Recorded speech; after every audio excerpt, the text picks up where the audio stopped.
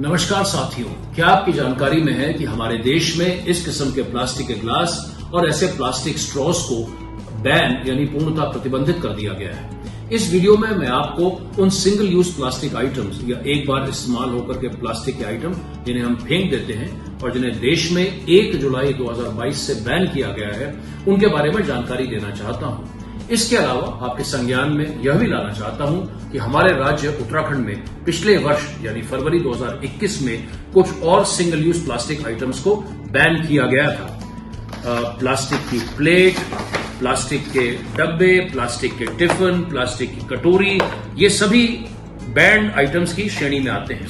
इसके अलावा जैसे आप मेरे हाथ में ये प्लास्टिक के कांटे को, प्लास्टिक की चम्मच, प्लास्टिक के चाकू को देख सकते हैं, ये भी बैंड आइटम लिस्ट में है। कान साफ करने वाले ईयरबड जिसमें प्लास्टिक लगा हुआ है, कैंडी जिस पर प्लास्टिक है, इस किस्म के गुब्बारे जिसमें प्लास्टिक लगा हुआ है, प्लास्टिक के फ्लैग और आइसक्रीम जिसके ऊपर प्लास्टिक की डंडी लगी रहती है, वो भी बैंड है। इसके अलावा थर्मोकोल जिसे कई बार सजावट के लिए इस्तेमाल किया जाता है, मिठाई के डब्बे जिनके ऊपर प्लास्टिक की फिल्म लगती हैं, या सिगरेट के पैकेट या जो शादियों के कार्ड होते हैं जिसके ऊपर ऐसी प्लास्टिक की फिल्म्स लगी रहती हैं, वो भी बैन आइटम की सूची में है। इसके अलावा कई सामाजिक कार्यक्रमों में और अन्य कार्यक्रमों में जो हम लोग फ्लेक्स लगाते हैं 100 माइक्रोन से कम के, उनको भी बैन किया गया है। आखिरी उदाहरण मैं आपको इस किस्म की पन्नियों को देना चाहूंगा जिन्हें हम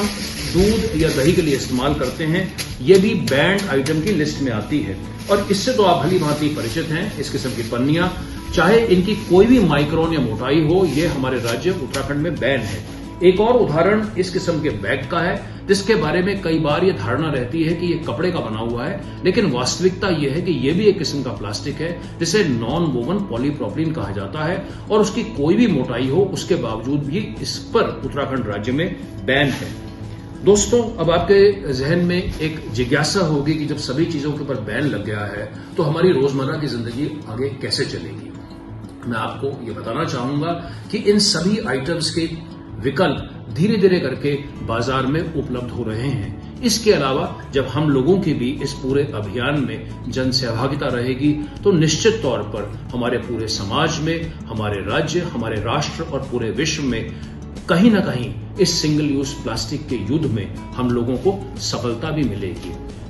मैं यही कामना और उम्मीद करूंगा कि आपको यह जानकारी लाभ